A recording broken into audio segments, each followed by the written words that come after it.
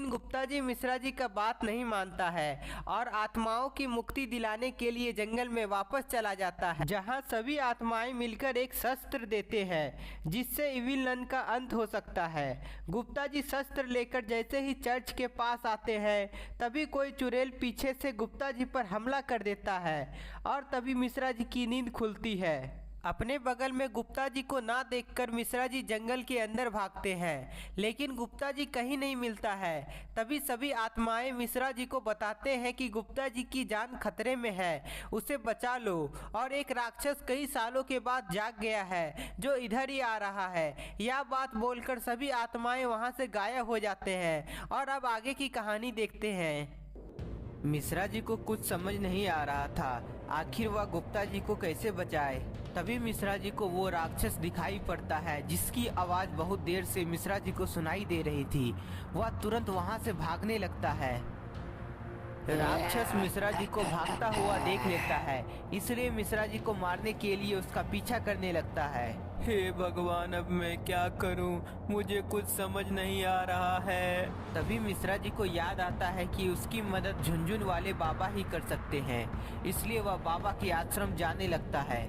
मिश्रा जी डर के मारे इतना तेज भागता है कि वह राक्षस के नजर से गायब हो जाता है।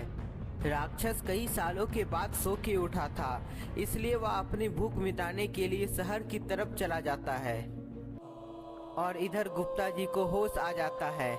होश आते ही गुप्ता जी देखता है कि वह एक पिंजरा में कैद है और सामने इविल नन ध्यान कर रही है।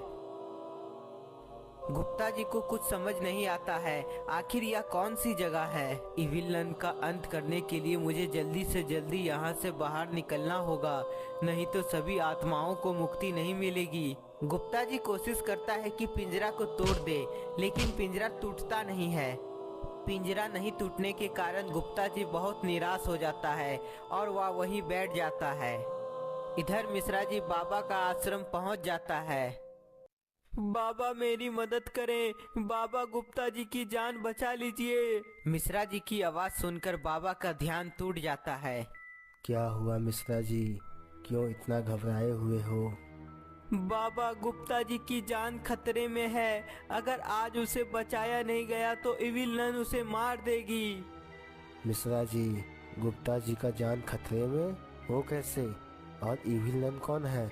मुझे शुरू से सब कुछ बताओ। मिश्रा जी बाबा को पूरी कहानी बताता है कि किस प्रकार से दोनों जंगल में भूतों को देखा और उसकी आत्मा को शांति देने के लिए इविल नन को मारना पड़ेगा, इसलिए गुप्ता जी अकेले इविल नन को मारने चले गए और तब से लापता है। मिश्रा जी की बात सुनकर बाबा सब कुछ समझ जाते हैं। बाबा गुप्ता जी का पता लगाने के लिए ध्यान लगाते हैं। मिश्रा जी, मुझे पता चल गया, आखिर गुप्ता जी कहाँ पर है। तो बाबा जल्दी चलिए, हमें गुप्ता जी को इविल नन से बचाना है। बाबा और मिश्रा जी दोनों जंगल की तरफ जाने लगते हैं। उधर इविल नन का असुर शहर में तबाही मचा रहा होता है।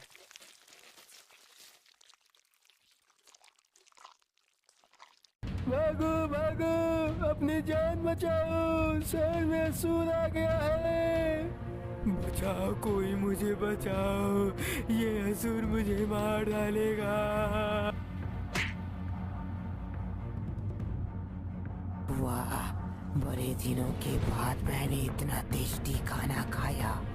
असुर कई इंसानों को मार कर खाने लगता है क्योंकि वह कई सालों के बाद जागा था। उधर बाबा और मिश्रा जी जंगल के अंदर प्रवेश करते हैं। बाबा, अब हमें किस तरफ जाना होगा? इस बड़े जंगल में हम दोनों किधर जाएंगे? मिश्रा जी, इस जंगल के अंदर एक चर्च है जहाँ गुप्ता जी फंसा हुआ है, हमें उसी के अंदर जाना है। बाबा और मिश्रा जी चर्च की तरफ जाने लगते हैं।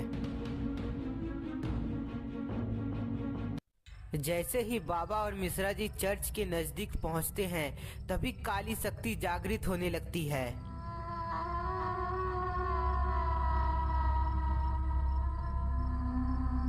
बाबा को संदेह होता है कि कोई उसका पीछा कर रहा है, इसलिए बाबा चौकन्ने हो जाते हैं।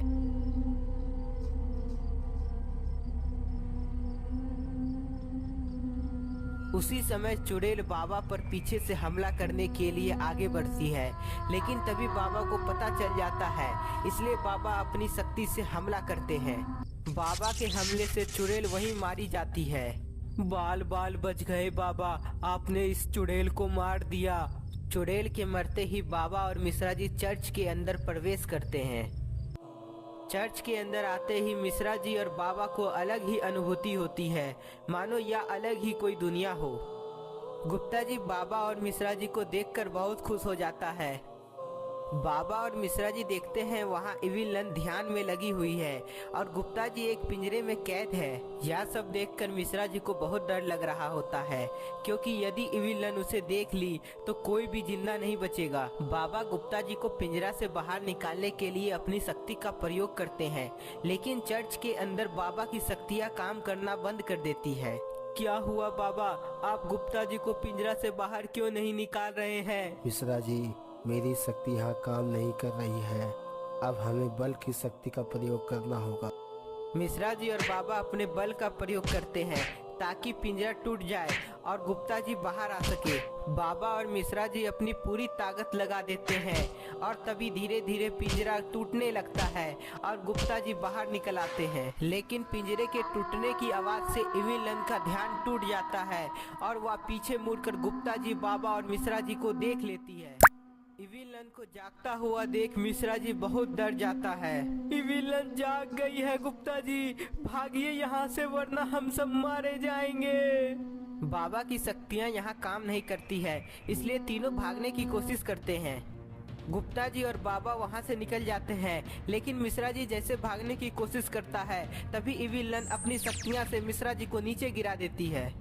इविल नन धीरे धीरे मिश्रा जी के नजदीक जाती है, के पास आ जाता है। गुप्ता जी, आप मेरे सच्चे दोस्त हैं, मैं आपको कुछ नहीं होने दूंगा। ए इविल नन, मुझे मार दो और गुप्ता जी को जाने दो। मिश्रा जी की बात सुनकर इविल नन को बहुत गुस्सा आ जाता है, इसलिए वह दोनों को मारने का फैसला लेती है। गुप्ता जी और मिश्रा जी दोनों डर जाते हैं, क्योंकि इविल नन अब दोनों को मारने वाली थी। तो दोस्तों, आपको क्या लगता है, इविल नन गुप्ता जी और मिश्रा जी को मार डालेगी या कुछ और होने वाला है? ये सब देखेंगे इविल नन के पार्ट 4 में। तब तक के लिए इस वीडियो को ज्यादा से ज्यादा लाइक, कमेंट और शेयर करना ना भूले और नए हैं तो इस चैनल को सब्सक्राइब जरूर कर ले।